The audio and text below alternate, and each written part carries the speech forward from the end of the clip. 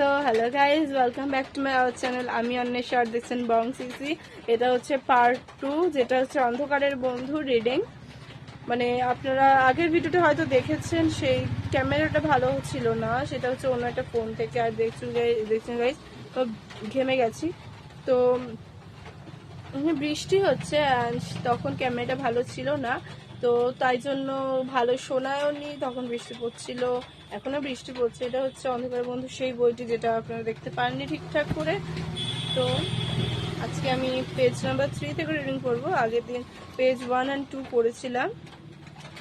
এই যে, তো এই যে আমি পেজ 2 থেকে রিডিং করবো। 2 না 3 থেকে পড়বো।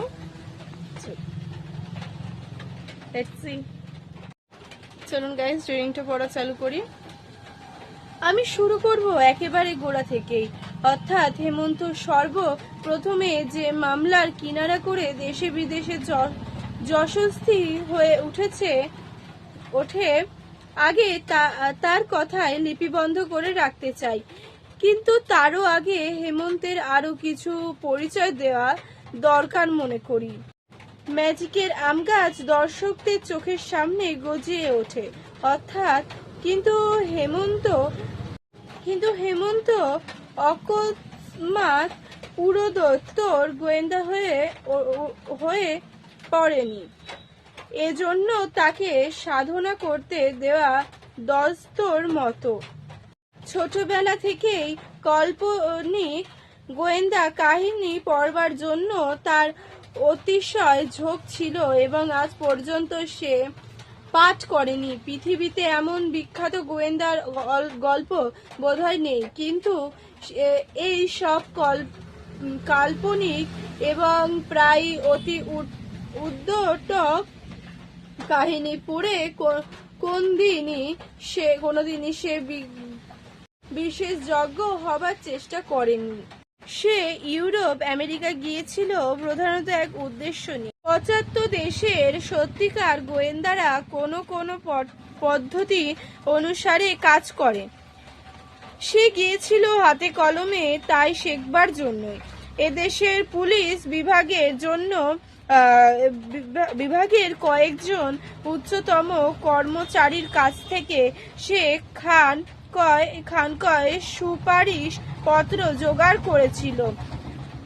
তারই সাহায্যে গোয়েন্দা বিভাগের ভেতর থেকে 75 পুলিশদের কাজ দেখবার সুযোগ তার হয়েছিল। ইউরোপের দেশে দেশে গোয়েন্দা পুলিশদের কার্য পদ্ধতি আছে নানা রকম। তারই মধ্যে সবচেয়ে বিখ্যাত হচ্ছে ইংরেজ, ফরাসি, জার্মান এবং অস্ট্রিয়ান পুলিশের পদ্ধতি। হেমন্ত এই 4 রকম পদ্ধতি নিয়ে বিশেষভাবে আলোচনা করবার অবসর পেয়েছে। সেকালকার পুলিশরা কাজ করত অনেকটা অন্ধের মতো। বিজ্ঞান ছিল তখন শিশু এবং বিজ্ঞান যেটুকু জানত পুলিশ সেটুকু সাহায্যে গ্রহণ করা দরকার মনে করত না। টিল্লের মাপ নেবার বা আঙুলের ছাপ নেবার পদ্ধতি তখন আবিষ্কার হয়নি। ক্যামেরা, মাইক্রোস্কোপ ও রসায়ন শাস্ত্রের কাছ থেকেও পুলিশের কিছু লভ্য ছিল না। রক্তের মতো কোনো দাগ দেখলেই পুলিশ তাকে গ্রহণ করত রক্ত বলেই। তা রক্ত কিনা এবং রক্ত হলেও তা মানুষের বা পশুর রক্ত কিনা, কিংবা তা বিশেষ কোনো মানুষের রক্ত কিনা, এসব জানবার কোনো উপায় ছিল না। কিন্তু একালের উন্নত বিজ্ঞান এসে পুলিশের অন্ধতা অনেকটা দূর করে দিয়েছে। এই বিজ্ঞানের দিক দিয়ে হেমন্ত ছিল যথেষ্ট অগ্রসর। সে বিজ্ঞানের সর্বোচ্চ সম্মানের সঙ্গে MSc পাশ করেছিল এবং এখনো নিয়মিতভাবে বিজ্ঞান চর্চা করে। গোয়েন্দাগিরিতে বিজ্ঞানকে সে এমন কৌশলে কাজে লাগাতে পারে যে দেখলে অবাক হয়ে যেতে হয়। আজ আমি যে কাহিনীটা বলতে বসেছি পাঠ করা, তার মধ্যেও হেমন্তের বিজ্ঞানের তীক্ষ্ণ বুদ্ধির খানিকটা পরিচয় লাভ করবে। সো গাইজ, ভিডিওটা এই অবধি রাখছি। অ্যান্ড ভিডিও যদি ভালো লাগে তাহলে লাইক কমেন্ট শেয়ার করবেন। আর আমি বলেছিলাম যে এইটা অনেক পুরনো বই, এটা লেখা অনেক ঝাপসা, মানে এই যে দেখেই পুরো মানে ইয়ে হয়ে যাচ্ছে। ক্যামেরাতে হয়তো ভালো লাগছে, মানে ক্যামেরাতে হয়তো বোঝা যাচ্ছে না সবকিছু, বাট এটা খুবই ঝাপসা ঝাপসা।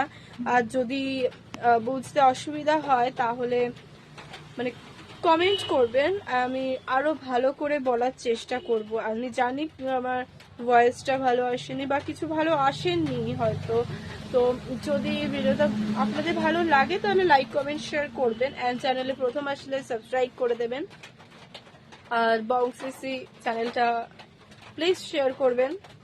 আর এই ভিডিওটা কেমন লাগলো কমেন্টে বলবেন। আর পার্ট 1টা যদি না দেখেন দেখে আসুন।